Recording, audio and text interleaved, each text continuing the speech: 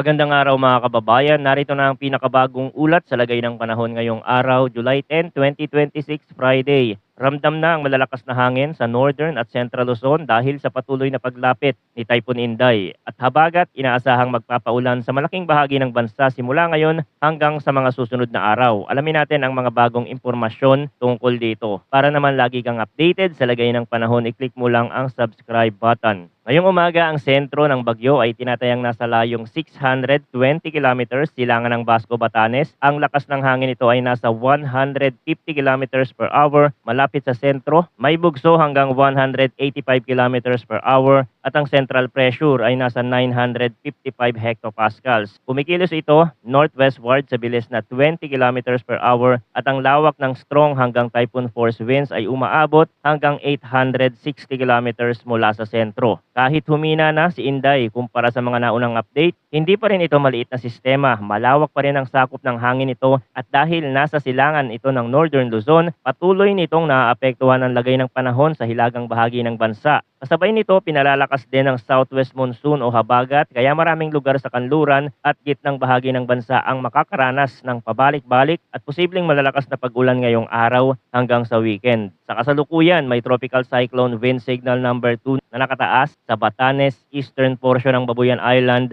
at northern portion ng mainland Cagayan. Sa ilalim ng signal number 2, ang inaasahang lakas ng hangin ay gale force winds na nasa 62 hanggang 88 kilometers per hour. Ang ganitong lakas ng hangin ay may minor hanggang moderate threat sa buhay at ari-arian. Ibig sabihin, maaari nang makaranas ang mga lugar na ito ng mas malalakas na bugso, lalo na sa baybayin, matataas na bahagi ng lupa at mga lugar na lantad sa dagat. May tropical cyclone wind signal number 1 naman sa natitirang bahagi ng Babuyan Island, natitirang bahagi ng mainland Cagayan, Isabela, Apayao, northern portion ng Abra, Kalinga, eastern portion ng Mountain Province, eastern portion ng Ifugao at Ilocos Norte. Sa ilalim ng signal number 1, ang inaasahang hangin ay strong winds na nasa 39 hanggang 61 kilometers per hour. Minimal hanggang minor ang banta sa buhay at ari-arian. Pero kapag sinabayan ito ng ulan at malalakas na bugso, maaari pa rin magkaroon ng abala, lalo na sa mga magagaan na bubong, maliliit na bangka at mga lugar na may nakalantad na puno o linya ng kuryente. Bukod sa lakas ng hangin, malaking bahagi ng magiging epekto ni Inday ang patuloy na pag-igting ng habagat. Dahil sa pinagsamang epekto ng southwest monsoon at ng bagyo, inaasahan ang malalakas hanggang matitinding pag-ulan sa ilang bahagi ng bansa ngayong araw.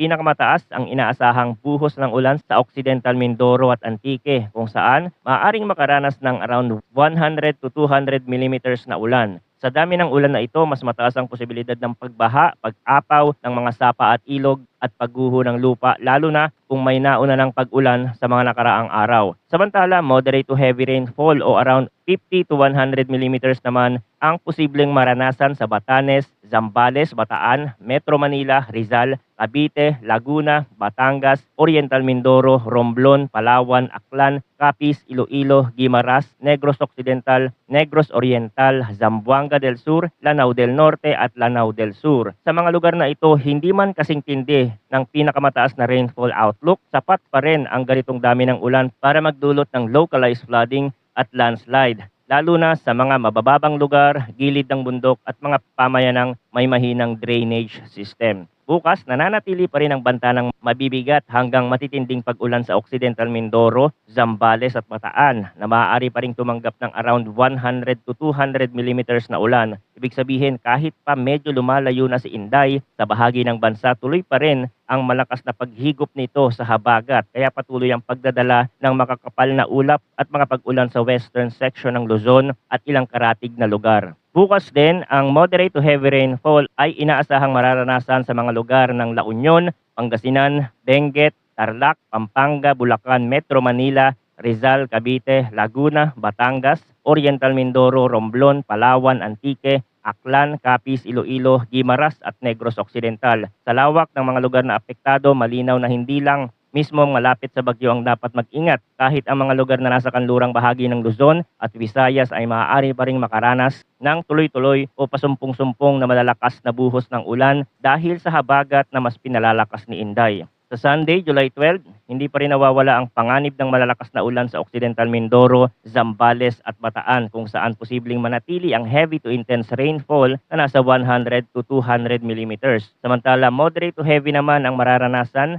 sa La Union, Pangasinan, Benguet, Tarlac, Pampanga, Bulacan, Metro Manila, Rizal, Cavite, Laguna, Batangas, Oriental Mindoro, Romblon, Palawan, Aklan at Antique. Dapat tandaan na maaaring mas mataas pa sa forecast ang aktwal na dami ng ulan sa mga bulubundukin at matataas na lugar. Kapag pinagsama ito sa naunang mga pag-ulan, lalong tumataas ang tsansa ng pagbaha at pagguho ng lupa sa mga lugar na matagal nang basa ang lupa. Sa Batanes, nananatiling stormy ang panahon dahil direkta pa rin itong naapektuhan ni Inday. Asahan dito ang malalakas na pag-ulan at mapanganib na hangin na maaaring magdulot ng flash floods o landslide kasabay ng minor hanggang moderate na banta sa buhay at ari-arian dahil sa gale force winds. Ito ang bahaging pinakamalapit sa sirkulasyon ng bagyo, kaya dito rin pinakamalakas ang kombinasyon ng ulan at hangin. Sa Cordillera Administrative Region, Ilocos Norte, Cagayan at Isabela, inaasahan naman ang maulang panahon na may kasamang pabugso-bugsong hangin dahil pa rin kay Inday. Posible rin dito ang flash floods at landslide dahil sa moderate to heavy rains, lalo na sa mga bulumunduking bahagi ng Cordillera at sa mga lugar na malapit sa ilog at paanan ng bundok. Sa Mimaropa, Western Visayas, Negros Island Region, Zambales, Bataan, Cavite at Batangas, magiging dominado naman ng habagat ang lagay ng panahon. Asahan ng mga panakanakang pag-ulan na sa ilang pagkakataon ay maaaring maging malakas dahil tuloy-tuloy ang hatak ng habagat. Posibleng magkaroon ng mga bugso ng ulan na biglang bubuhos at maaaring tumagal sa ilang lugar. Sa Bicol Region, sa natitirang bahagi ng Ilocos Region, sa nalalabing bahagi ng Cagayan Valley, sa nalalabing bahagi ng Central Luzon at sa Quezon, inaasahan ang maulap na kalangitan na may kalat-kalat na pag-ulan